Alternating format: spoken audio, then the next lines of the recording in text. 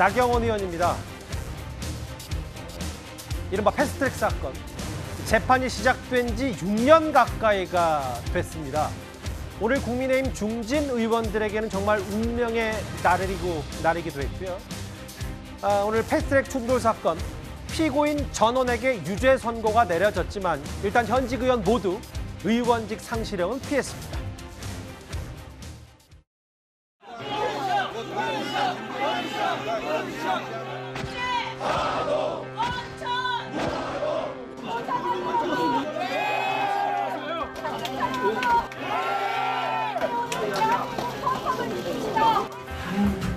왜 그래요? 못 간다며. 아니 그냥 저기 경찰 불러. 정당한 정치의 행위였고 우리 정치적 의사를 표시하는 방법이었습니다. 어쨌든 정치적인 사건을 이렇게 6년 동안이나 사법재판으로 가져온 것에 대해서 심심한 유감을 표시합니다. 그러나 법원은 명백하게 우리의 정치적인 정황, 거에 대한 명분을 인정했습니다. 아쉬움은 있으나 그러나 민주당의 독주를 막을 수 있는 최소한의 수단을 인정받은 부분에 의의가 있다고 민주당 의회 적폐에 대해서 법원이 중요한 제동을 건 판결이라고 생각합니다. 물론 유죄가 난 것은 아쉽지만 실질적으로 국민에게 피해가 없고 오히려 민주당이 일방적으로 법안을 통과시켰던 것에 대해서 법원이 질타를 했습니다. 일단 6명 가운데 5명에게 검찰은 의원직 상실형을 법원에 요청했었는데 원래 검찰 구형은 징역 2년, 나경원 의원. 그런데 벌금 2,400만 원 나왔고요. 송원석 원내대표는 벌금 총 1,150만 원이 나왔습니다. 이현정 의원. 네. 일단은 6명 가운데 5명이 의원직 상실형을 구형했었는데 유죄가 나왔지만 의원직 상실형을 피했기 때문에 국민의힘으로서는 정말 큰 고비 하나를 넘긴 셈이 됐어요. 그렇죠. 이게 6년이 넘게 걸린 사건입니다. 아마 기억하시겠지만 공직선거법과 당시에 이제 공수처법 뭐 이런 것들을 이제 아마 당시 민주당이 통과시키기 위해서 다른 군소 정당들과 연합을 했고 당시 한국당이었죠. 사실 고립시키면서 이제 패스트트랙을 올렸고 결국은 이게 이제 당시에 이 국민의힘 자유당이었죠. 자유당이 이거를 자유한국당이 이걸 막으려고 결국 이제 어떤 강제력을 쓴 거 아니겠습니까? 국회 선진화법이 도입되면서 결국 이렇게 강제력을 쓸 경우에 사실은 이제 이 벌금 500만 원 이상이 선고되면 그렇죠. 의원직 피선거권이 박탈되게 돼 있습니다. 굉장히 엄격하게 규정돼 있는데 사실 이게 재판이 1심이 너무나 오랫동안 진행이 됐고 그렇죠. 특히 이번 재판이 의미가 있었던 것이 만약에 이제 국민의힘 의원들이 이제 의원직 상실령을 할 경우에 지금 그나마 의석이 107석인데 그렇죠. 이렇게 되면 이제 개헌 저지선이 흔들릴 가능성이 꽤 있었습니다. 예. 구형으로 보면 꽤 아마 위험했었는데 일단 이번 재판부가 절묘하게 전적인 벌금은 뭐 2,400만 원이지만 거기 핵심적인 것이 이제 국회법이거든요. 이 국회법에 대해서는 400만 원을 선고했어요. 그렇죠. 즉 500만 원을 선고하지 않고 나머지 특수공무집행방해 같은 경우는 이제 이게 집행유예형이 이상이 돼야지만이 이제 의원직이 상실되기 때문에 전체로 보자면 내용적으로는 이제 당시의 어떤 행위 자체가 법 위반이다라는 걸 인정했지만 그러나 그 이 위반의 어떤 이 정황 이거에 대해서는 또 법원이 인정해주는 그런 면에서 의원직 상실형이 아니더라도 일단 어느 정도 어떤 경고의 성격의 형이 내려진 게 아닌가 싶습니다. 좀 더 부가적으로 설명드린다면 공직선거법에 따라서 일반 형사사건으로 금고형 이상 그러니까 국회법에만 주목을 하면 국회법 위반으로 벌금 500만 원 이상이 확정되면 의원직을 잃게 되거든요. 근데 여기는 나경원 의원 국회법 400만 원, 송원석 원내대표, 송원석 의원 국회법 150만 원이기 때문에 전현직 의원 23명 모두가 기준 이하로 1심이 나왔기 때문에 의원직과 피선거권을 유지할 수 있게 된 겁니다. 근데 다음 화면을 볼게요. 아까 뭐 나경원 의원, 주진 의원의 목소리 들어봤는데 강전의 변호사님. 네. 법원이 민주당 독재를 막을 최소 저지선을 인정했다 이렇게 얘기했고요. 이게 법원이 질타한 거다. 민주당이 일방적으로 법안을 통과시킨 것에 이런 해석들을 야당에서는 하더라고요. 그렇죠. 나경원 의원이 이야기한 것은 어쨌든 백석에 대해서 이야기를 한 것으로 보이고요. 주진우 의원이 이야기한 것은 이때 문제가 됐었던 개선 행위가 있었습니다. 예. 연동형 비례대표제를 빨리 처리를 하기 위해서 당시 민주당이 군소야당들과 좀 담합을 하는 모습들이 있었거든요. 근데 거기에 대해서 사개특위 위원 중에서 오신환 의원, 권은희 의원이 문제 제기를 하니까 이들의 의사원을 반해서 강제로 사보임을 신청했던 그 기록들이 있는 것입니다. 이것이 결국에는 그때 자유한국당 입장에서는 문제가 있다. 이 부당성을 알리기 위해서 물리력을 행사하게 된 것이다라고 법원에서는 봤다라고 봐야 될 것으로 보이고 또 그때 결국에는 이 상황에 대해서 사보임에 대한 문제가 헌법재판소로 갔었는데 결국에는 합헌이라고 결정이 나왔습니다만 헌법재판관 9명 중에 4명의 경우에는 오신환 의원의 법률안 심의권을 침해한다라고 분명히 판단한 부분들이 있거든요.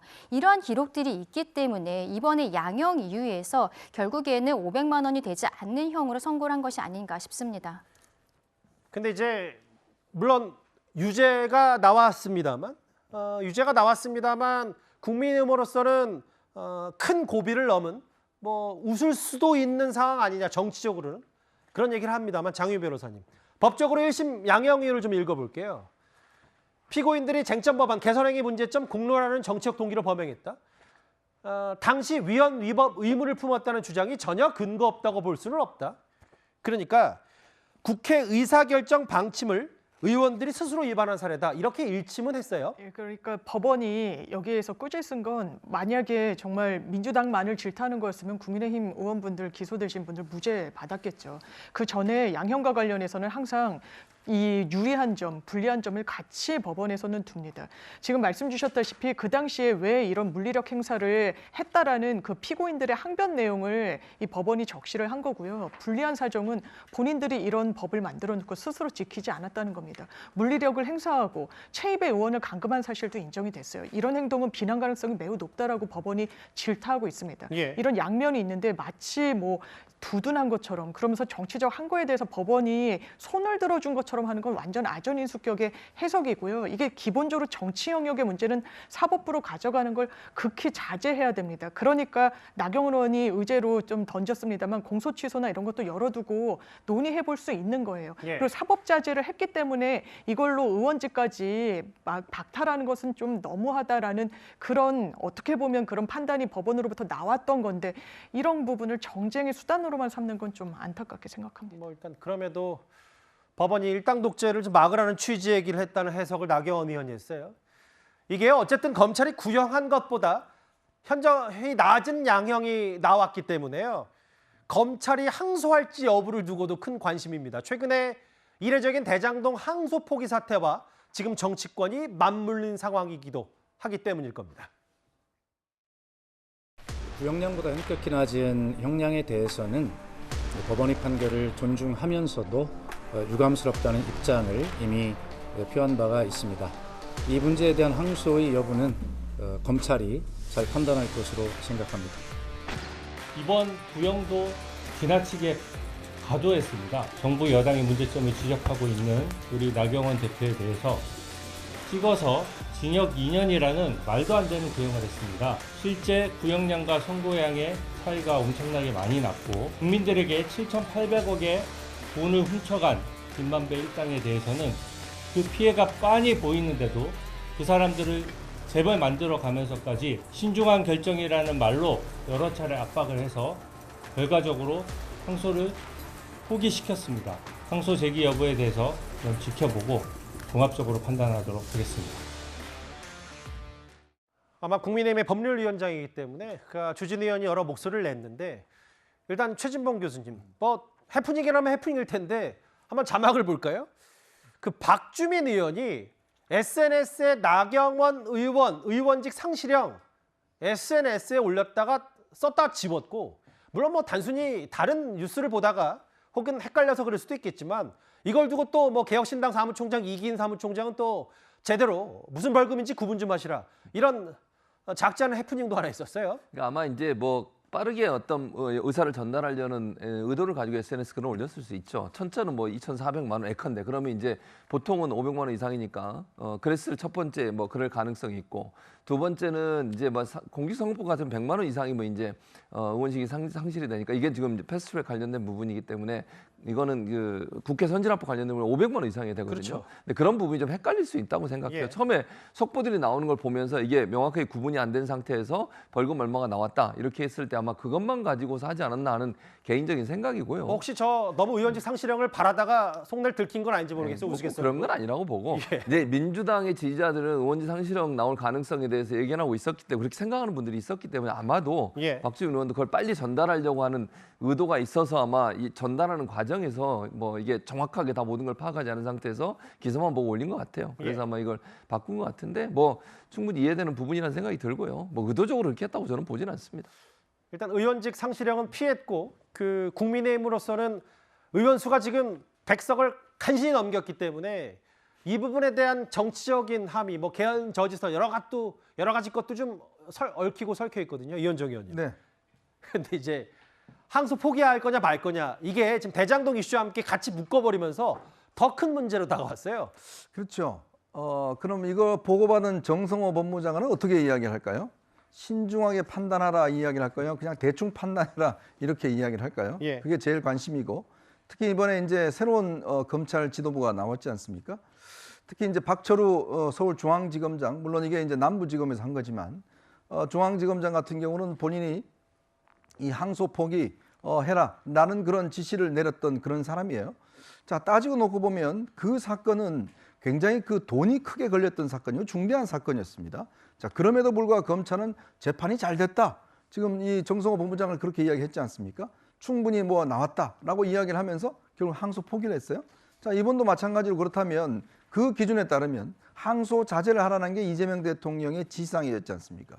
그렇다면 이렇게 의원직 상실형이 아닌 유지형이 나왔는데, 그러면 검찰은 아니다. 더 다퉈봐야 된다라고 이야기를 할까 아닐까, 이게 이제 제일 관심인 것 같습니다. 더군다나 좀 전에 박주민 의원이 이제 글을 올렸다고 이야기를 하는데, 사실 박주민 의원은 다음 주에 결심 공판이에요. 그러게요. 본인도 걸려 있습니다. 자, 그러면 이 나경원 의원이 만약 의원직 상실령이 나왔으면 본인도 굉장히 엄중한 그런 상황에 처해지는데 뭐가 좋아서 올리는지 모르겠습니다만, 어쨌건 제일 관심은 이 형보다는 실제로 그러면 검찰이 과연 이 부분에 대해서 항소를 할지 안 할지, 정성호 법무장관은 어떤 지시를 내릴지, 어떤 의사 표명을 내릴지, 오히려 그게 더 관심인 상황인 것 같습니다. 장유비 변호사님, 장유비 대변인. 그러니까 야당 얘기는 아니 그 나라 돈 뭐 그게 7,800억인지 뭐 몇천억인지 모르겠습니다만 추징도 못한 거 항소 포기했는데 이 사건을 만약에 검찰 구형보다 형량이 1심이 지나치게 적어서 항소한다면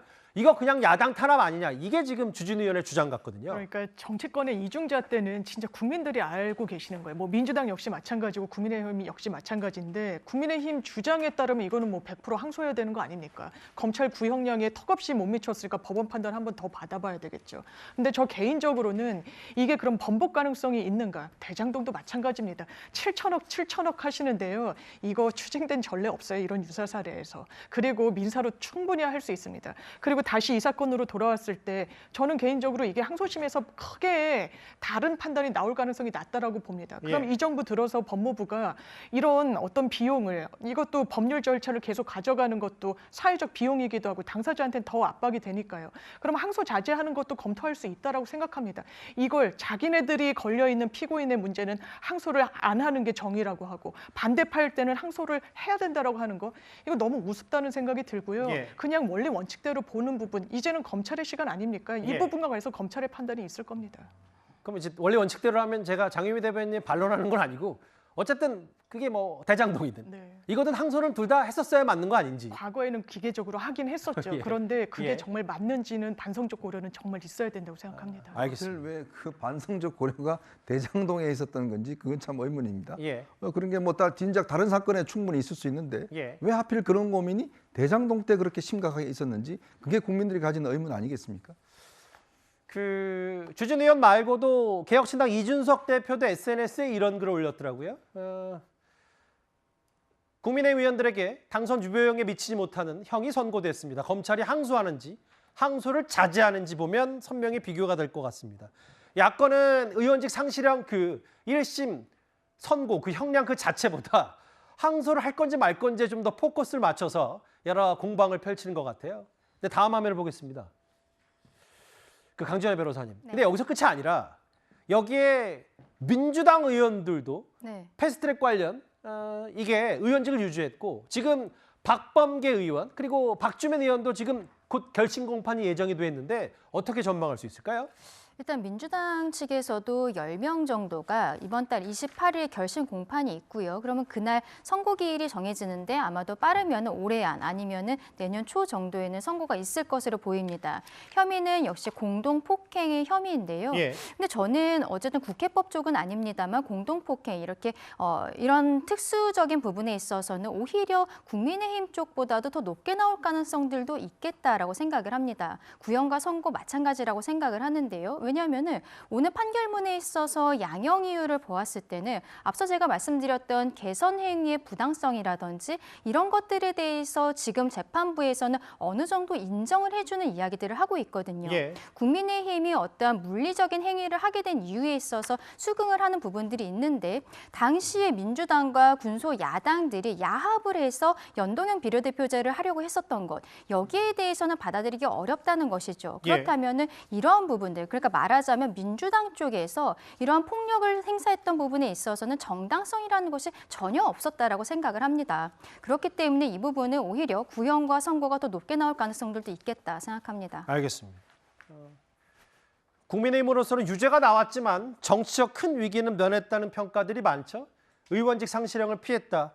저희가 준비한 6년 가까이야 돼서야 1심 재판 결과가 나온 이른바 패스트트랙 충돌 사건이었습니다. 이제 5위로 가보겠습니다.